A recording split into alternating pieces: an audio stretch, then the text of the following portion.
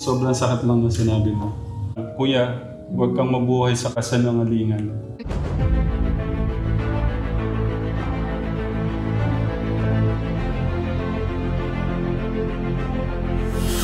Ayun, shoutout guys, muli po, welcome to my YouTube channel. Ito pong muli si Kuya Julay, ang inyong katugang, ang inyong kalingap na muling babati po sa inyo ng magandang araw, magandang gabi. Sang sulok man po tayo ng mundo naroon. At sa araw na ito, panibagong vlog po tayo. Although parang continuation po ito, doon po sa mga pinag-uusapan po natin patungkol po kina Tekram at saka po kay Dave, na kung saan nga po ay nagkaroon po ng problema. At sa pagkakataong ito mga kabayan po natin, ang i-highlight po natin ay umamin po si Tekram na talagang nasaktan po siya sa ginawa po ni Dave. Pero sa kabila po noon, alam nyo po ba na meron po siyang ginawa? Pero alam nyo po ba, sa kabila po ng lahat ng yan, si Tekram ho ay umaasa pa rin ni sa Dave ho ay makikipag-usap sa kanila. Ano po, so pag-usapan po natin yan maya-maya ng konti.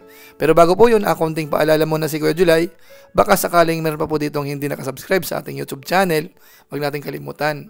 Julay Paunil, tapos pakipindot lang po yung notification bell button para lagi po tayong updated sa aking mga video upload. Tapos meron po tayong Facebook page, Julay Paunil 2.0.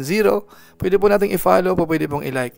So maraming salamat po sa inyo. At kung okay lang po, makasamahan po natin sa Team Kalingap, suportahan po natin. Lalo na po sina Kuya Bal Santos Matubang at saka po si Kalingap Rab. At isama po natin si Tekram po. So maraming salamat po sa inyong lahat.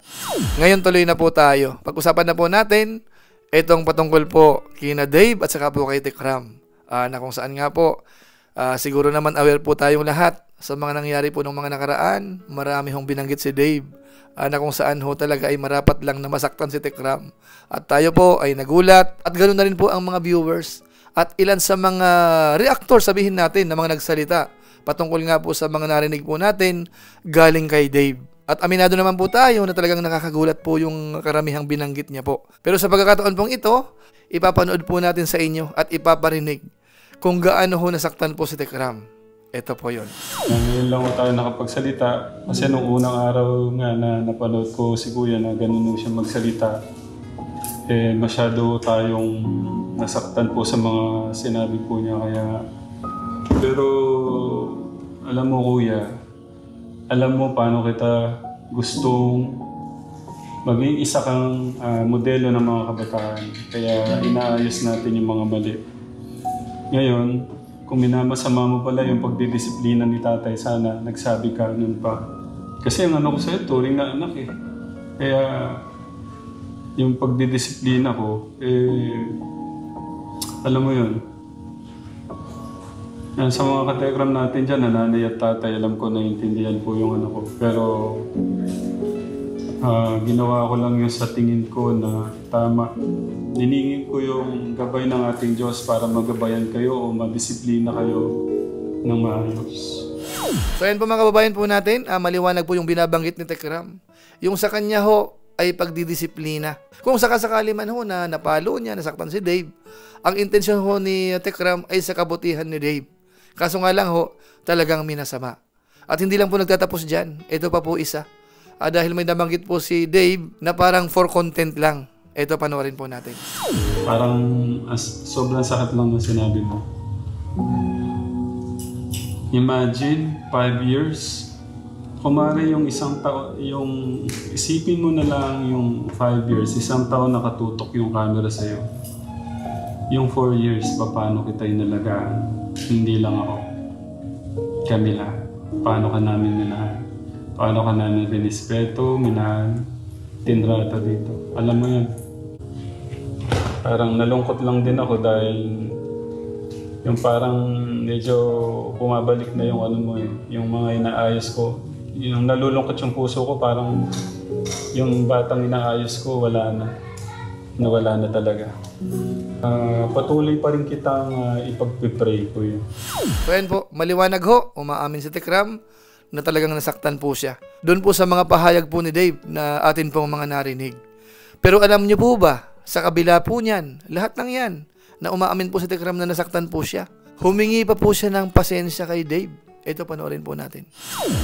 Kung nasama mo yung mga pagdidisiplina ko at nasaktan kita, o sa'yo, hindi mo ako tinuring palang hindi mo ako tinuring na ama, o hindi mo kami tinuring na magulang ni Nanay Jack mo, Kaya doon sa pagpalo ko sa'yo, sa pagdidisiplina ko sa'yo, umihingi ako ng tawad sa'yo.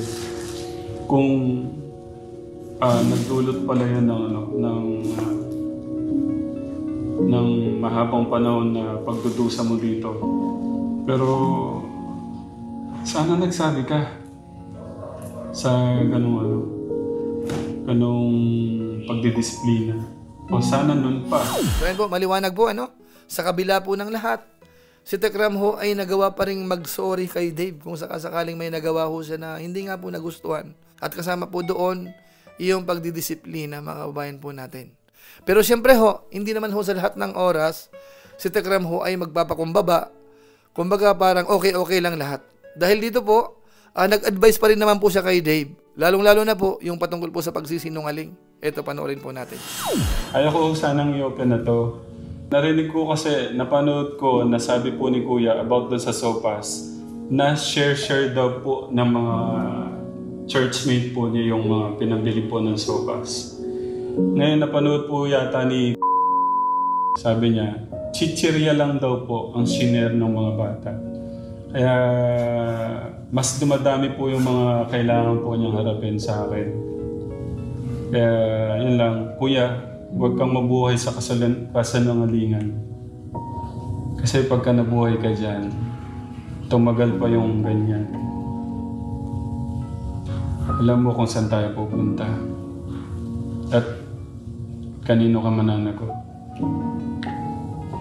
Hindi ka man managot sa akin. Hindi man managot si Tito Francis sa akin. At pinapasadyos ko na lang yun. So ayun po mga kabayan po natin, niliwanag po ni Tekram, nagsisinungaling po si Dave dun sa kanyang mga binanggit patungkol nga po doon sa sopas. At hinighlight niya po na sana wag mabuhay ng kasinungalingan, mga kababayan po natin. So ngayon naman po, idugtong po natin yung isa pa po. Dahil alam niyo po ba, kahit po sa kabila ng mga pangyayari na yan, na alam po natin na parang wala ng pag-asa magkaayos sila, alam niyo po ba na si Tekram ho ay umaasa pa rin na si Dave ho ay haharap sa kanya, makikipag-usap.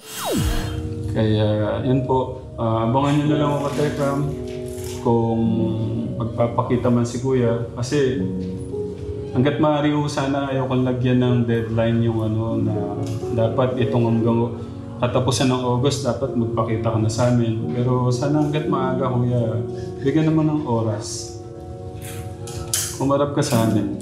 Mas magkakaroon ng linaw to pag umarap ka sa amin. Okay? So ayun po, maliwanag ho Si Tekram ho ay nagre-request na sana humarap po si Dave pa rin sa kanila. Maglaan daw po ng oras para maliwanagan ng tuluyan kung haharap po mga bayan po natin. Iyon po ang request ni Tekram. Although sa pakiramdam po natin, parang hindi ho sigurado na haharap pa po si Dave. Pero sana ho humarap siya. Dahil nga po yun ang request po ni Tatay Tekram. At saka siguro para makuha na po yung mga gamit. Nakita naman ho natin, ang dami hong mga gamit. Dahil dito po sa episode na ito, di ba nung nakaraan, inayos ni Tekram, nilagay sa mga box. Ngayon po, tinupi na ho, nagpatulong po siya ng mga katulong niya, kasamahan po sa bahay. Ito, panoorin po natin yung konting clips.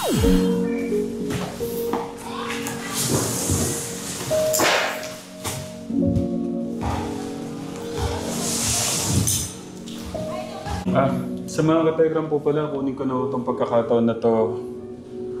Sa lahat po ng mga katekram family sponsors, sa lahat po na especially nagmahal kay Kuya, mga nagpadala po ng mga pagmamahal na to, maraming salamat po.